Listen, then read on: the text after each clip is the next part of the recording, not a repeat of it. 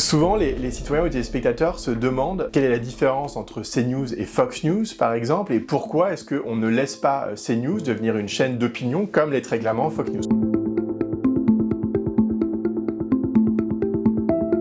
Les règles qui régissent l'audiovisuel, c'est-à-dire la radio et la télévision en France, sont assez anciennes. Elles datent en fait des années 80, qui est le moment où l'État a tout simplement autorisé qu'il y ait des radios et des télévisions privées. Les fréquences radio et télé sont une ressource très limitée. Les sociétés privées doivent candidater pour en obtenir l'usage. Elles obtiennent l'usage gratuitement et on leur oppose en contrepartie de garantir l'honnêteté du traitement de l'information, l'indépendance des rédactions et le pluralisme des courants d'opinion et d'expression. Un citoyen qui ne regarderait que TF1 doit pouvoir accéder à une pluralité de courants d'opinion, même s'il regarde une seule chaîne. Reporters sans frontières a saisi le régulateur audiovisuel qui s'appelle l'Arcom pour lui demander de remplir sa mission qui consiste à garantir le pluralisme des courants d'expression sur les différentes chaînes de télévision et tout particulièrement sur CNews. RSF avait pu constater que les obligations de CNews en matière de pluralisme n'étaient pas forcément respectées et qu'il revenait à l'Arcom de demander à CNews de le faire. L'Arcom, dans un premier temps, a refusé de déférer à la mise en demeure du RSF. L'Arcom considérait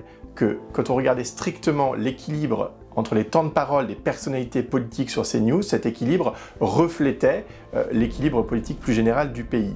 Toutefois, l'Arcom reconnaissait elle-même que CNews devenait progressivement une chaîne d'opinion, ce qui est profondément contraire à la notion de pluralisme. Souvent, les citoyens ou les téléspectateurs se demandent quelle est la différence entre CNews et Fox News, par exemple, et pourquoi est-ce qu'on ne laisse pas CNews devenir une chaîne d'opinion comme l'est règlement Fox News. Quand vous regardez Fox News, il y a un seul courant d'expression qui est représenté. Pourquoi ?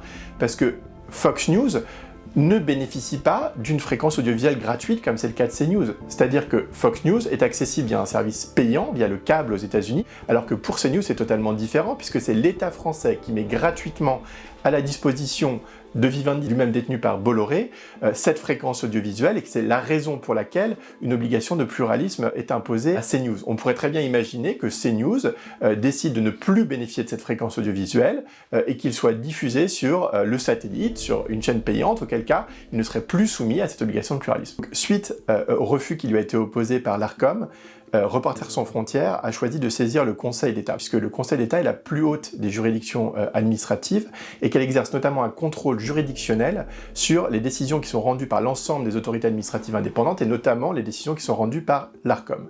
La procédure a duré presque 2 ans. Jusqu'à présent, le CSA puis l'Arcom, c'est-à-dire le régulateur audiovisuel, avait considéré que cette obligation de pluralisme ne devait s'appliquer qu'au temps de parole des personnalités politique.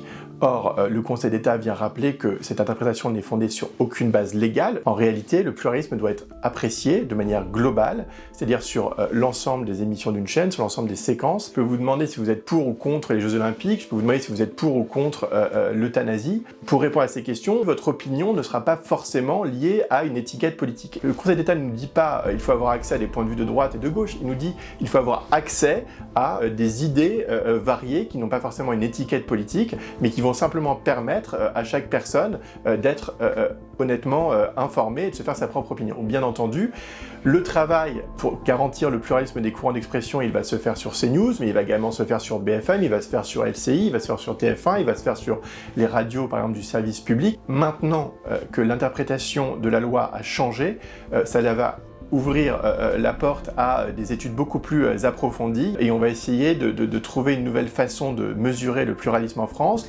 L'Arcom a 6 mois pour trouver une façon de répondre à ce défi. La question qui est posée par le Conseil d'État est celle du pluralisme et non pas celle de la liberté d'expression, qui est bien entendu une liberté fondamentale, qui a une valeur constitutionnelle et qui reste très très strictement protégée en France.